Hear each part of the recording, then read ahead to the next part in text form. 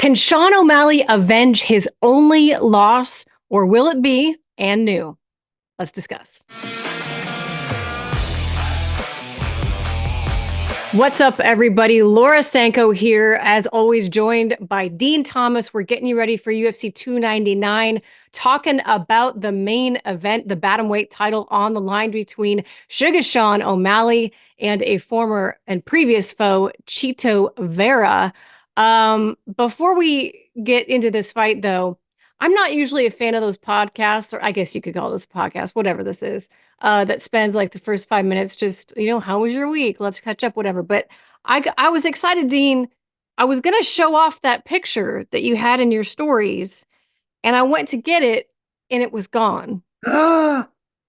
So instead, I want people to look at this picture because I need the people to know who we're dealing with here. Look Oh my at goodness. that sultry, steamy. Look at that. I used to choke people. Look you know what I'm that.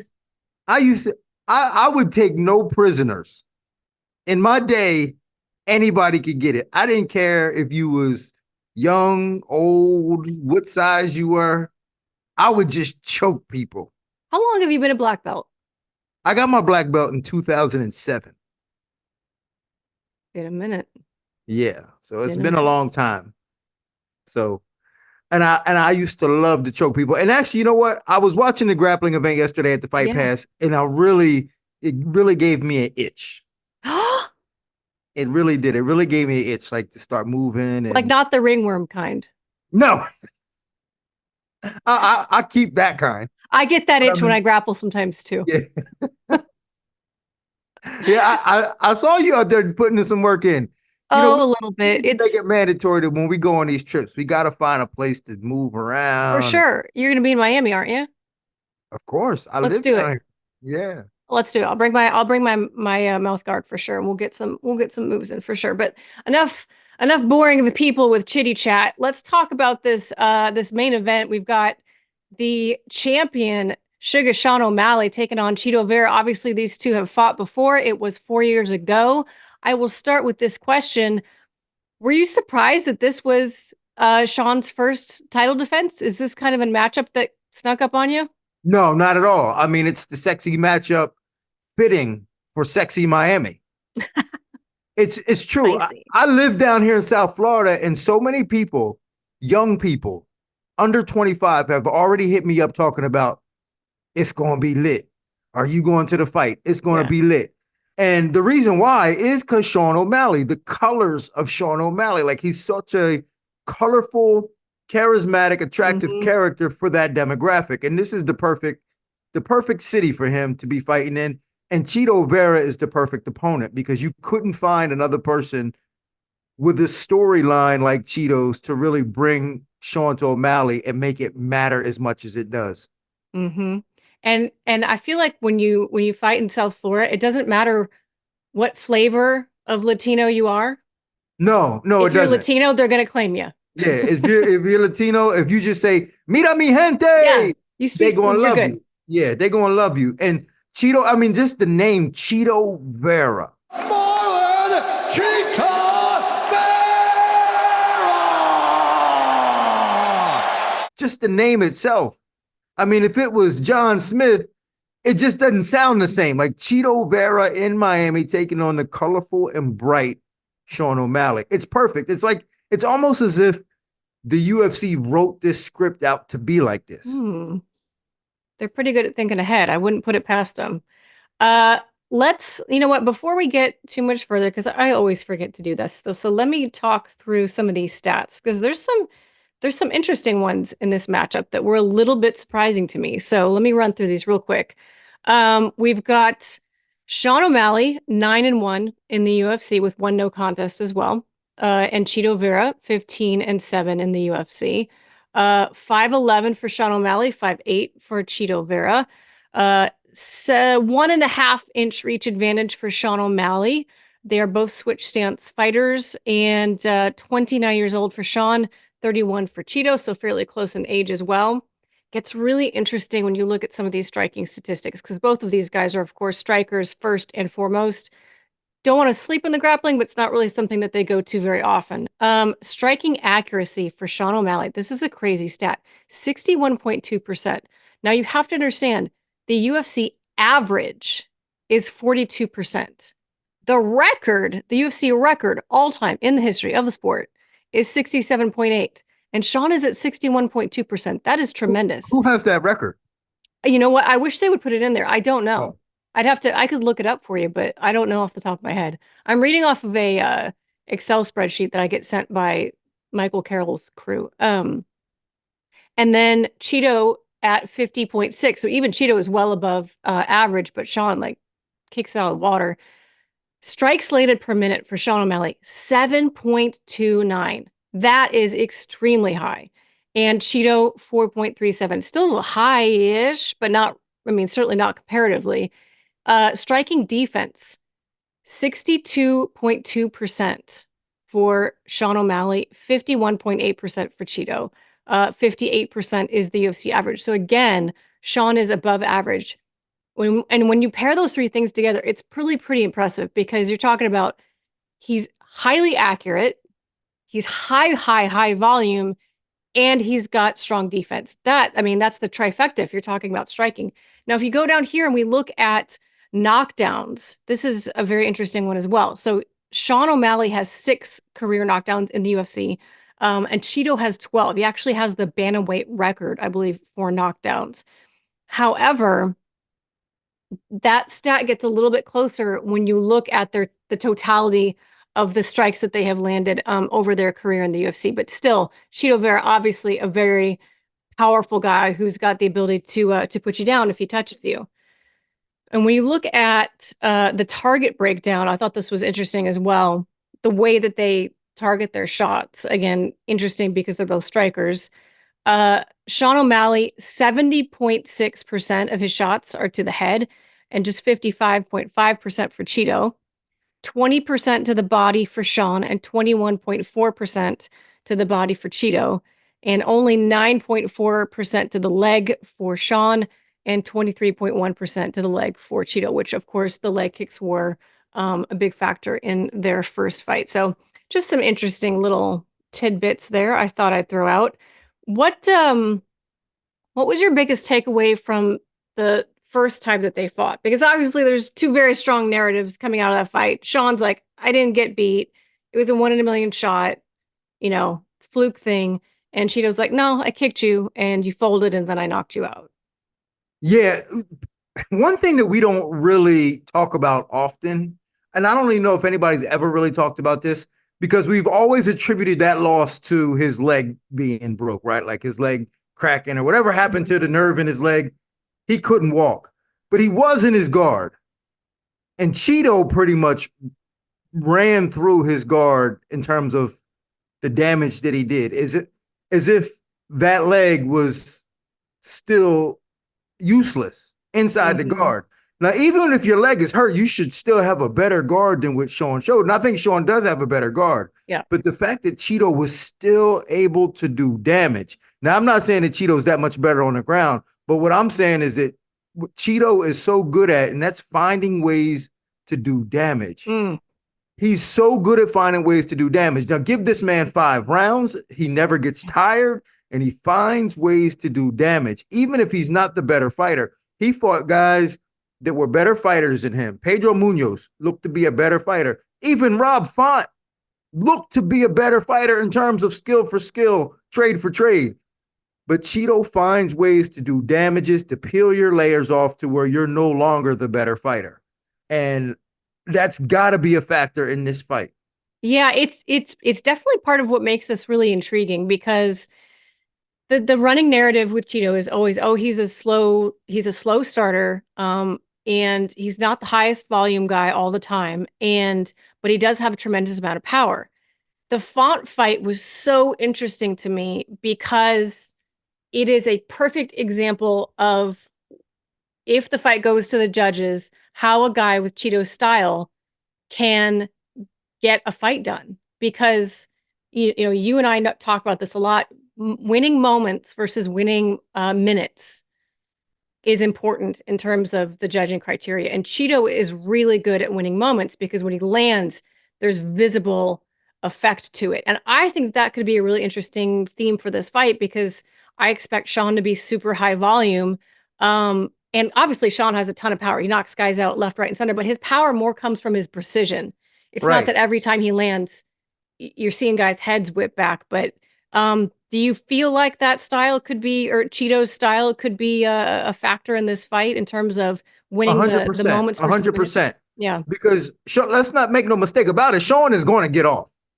He's going to have his moments and he's going to look like a stud probably early on in this fight. And Chito just has to hold up and not get caught with the big one, the precise one. That's really it. Like Chito has shown to have such a good chin. He's durable and he's thick-skinned. Like he doesn't cut easy. He doesn't wear damage Yeah. at all. So Chito just can't get caught with that big one on the chin. And I'm sure that's what Sean's focusing on. I got to hit him in these spots here. I got to hit him either behind the ear, on the chin, got to hit these buttons. So Chito can't get hit with those. Now, the longer this fight goes, the longer Chito does not get hit with those, the more chances he's going to have to do damage to Sean. And I don't think Sean could take the amount of punishment Chito can. Yeah, I guess that's another sort of, speaking of themes, Chito being a slow starter being a theme. The theme with Sean has always been he's just not there. There's I hate even saying this word fragility because he's a tough guy, but like there's a sense that he has less of a physical presence and durability to him than a guy like Chito. Is that really fair at this point for us to be attaching that idea to him, or should we be? No, I should we be done with that idea? No, I still think you have to. I think you still can. When you look at it, I mean, I know he fought Piotr Jan, and Piotr wasn't able to get to him. But when Pedro Munoz fought him, Pedro did a really good job of touching and just, I mean, and Sean didn't break by no means, but he wasn't going to take no extra chances in order to put himself in more danger to take more punishment. So I think it's still fair to say because what happened with Andrei Sukhomov, if I'm pronouncing his name correctly, Sukhomov, yeah. When he fought Suga Sean, he hurt him. Yeah, he hurt his leg. Same thing. People always forget about that one. Yeah, there is a fragility about him in terms of just his bone structure. Some people really just are injury prone, and I have a feeling that Sean O'Malley might be kind of like that. Like when you look at his skin, like his skin is kind of pink and looks like it just peels off real easy, like boiled chicken. Weird observation. We're white people, Dean. Of course, our skin is pink. I mean, I'm just saying, but it's like it looks like running around like a bunch of boiled chickens. I mean, I don't mean like but it's Miami. Get some sun. That's the greatest take ever. That's the greatest take ever. Should we necessarily even see it as a bad thing that Chito is this slow starter? Because I mean, every other breakdown I've listened to about this fight, that's of course they bring that up. And as I'm thinking, I'm like, is this such a bad thing? I mean, it works out pretty well for him most of the time. I understand like fights like Corey Sandhagen maybe would have looked different if he could have found his way into that fight earlier. But I really credit that was more of a Sandhagen doing really well thing versus a Chito just being a slow starter thing. I don't know. I guess my question to you is, being a slow starter always a bad thing, or does it allow you to make the reads and be a little bit more safe and defensively minded earlier in the fight so that you can express, what you figured out early later on in the fight and get the finish? I don't really think it's fair to say he's a slow starter. I think he's just very efficient. He's not going to do something stupid. And I think it's unfair to call him a slow starter, and I don't even like to use that term, slow starter. I just think it's a matter of efficiency. Are you doing what you need to be doing in these moments? And in those moments, he doesn't see it. So he's not going to do it. And that doesn't mean that because at the expense of just saying I'm a fast starter, are you just going to do anything just to be a starter? Yeah. I think that he's just efficient with his energy. He manages it well, and he doesn't look to make dumb mistakes for the sake of doing something. Yeah, I think of it as being defensively minded early and It's almost like he goes out there and prioritizes, okay, I need to figure out how to defend myself and make those reads. And I will start calculating my offensive reads while I'm prioritizing the defensive reads. And then slowly but surely, I'll allow the offense to take more of a priority as the fight goes on. That's how I see it. Because you're right. Like, why, why is it necessary that every single fighter go out there and just go balls to the wall from the very beginning of a fight? Like, that's just not a smart way to approach a fight at this level. No, and you're 100% right. I think that's the way you should approach a fight from a defensive standpoint first.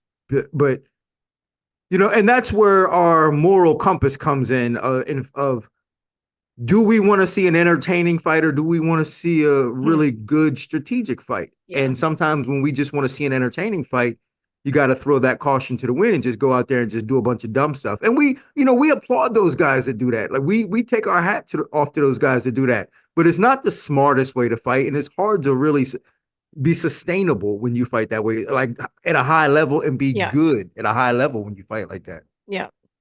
Do you I feel like you kind of already answered this, but you feel like the longer fight favors Chito? I do. I feel like here's the thing, and we also got to remember this too, because we have to look at common opponents or opponents that were similar in style to the other.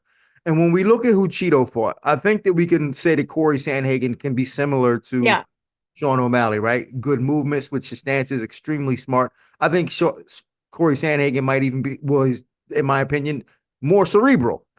But Corey Sandhagen relied heavily on the takedown. Yes. In order to stop Chito, because he knew he couldn't do it with just his hands. And I think that's an important note to remember, is that Corey Sandhagen had to take him down. And that's the thing, is O'Malley going to be willing to do that? Is O'Malley going to be able to rely on that? I'm not sure.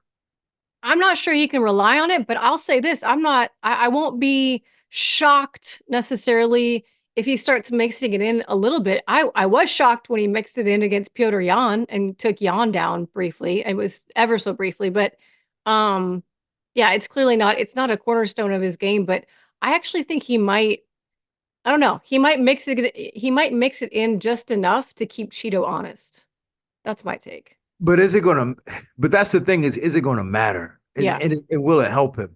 Because Corey Sandhagen, to me, is probably one of the most complete in terms of mind, body, and spirit in terms of fight. We always talk about well-roundedness, but when I speak of well-roundedness, I'm speaking about the mind, and like your emotional state and all those different things. And no one really does it like Corey Sandhagen, who's so reliant on his training and his preparation and his technique. And he knew that he had to get takedowns in there in order to win this fight. He knew he couldn't just do it with his footwork and strikes. And you got to assume that Corey, he might not have the right hand or the straight left of O'Malley, but you got to assume that his striking prowess is pretty similar. Who do you think has evolved more since their first fight, Sean or Chito? I think Sean has. Yeah. I really do. I think Sean has. I think he's gotten more confident. I think he's always had this fake confidence about him because he knew no one expected much of him. So he was able to have confidence because no one really expected much of him anyway, because he was, a skinny kid and they just thought that he was going to get beat up. Yeah. So it's easy to be like, yeah, I'm going to beat everybody up. And then he goes out and does it. But I think now he's kind of filled them shoes. I think he kind of fit into the role. And now he really believes that, hey, I can beat these guys. When he beat Petr Yan after that, I think his confidence really shot up the roof. And then after just knocking out Aljamain Sterling, I mean, going into a fight with the momentum of beating the guys that he's beaten is pretty strong. Like his momentum is pretty strong. Yeah. When I think about the possibilities of how this fight could play out, there's obviously several different scenarios, but at their base, Sean is best when he is a counter striker, when he's dealing with someone who's providing the forward pressure, and he can use that really great lateral movement that he has, that basketball, type lateral movement that we really don't see very often from guys in the fight game, to keep the distance, use his kicks, his long range weapons, and just be a sniper on the outside. That's where Sean is best. Chito's also good at long range, but it is a slower paced, bigger shot based, moment based approach. And it makes me think, not that I want this to happen, and I don't mean to jinx it, but is this going to be could this be a really boring fight? No, I don't think it will be. You don't think so? I don't think it can be. I think that this fight, the emotions at some point of these guys will come Take out. over. Yeah. And I think that there's no way that this will be a boring fight. I think that Sean O'Malley has too much magic in him to allow it to be boring. And Chito has too much violence in him Too much to dog. allow Yeah. it to be boring. Yeah. Yeah, these guys will bring it. It'll be exciting. And at times I think it'll get reckless. But I think the reality of this fight comes down to the preparation of Chito. I think if Chito really did his homework and is really game planned and has different paths of victory, I think Chito can win this fight. I think if he just trained hard, he's going to lose. Mm-hmm. Well, what's a path to victory that you see for him? Because I think actually for both of these guys, not to just borrow from the first fight, but truly based on their style, because Sean's style is predicated on movement and being able to use the full space of the octagon. And the best way to take away someone's movement, as we know, is to leg kick and calf kick the crap out of them and slow them down by damaging the legs. On Cheeto's side of things,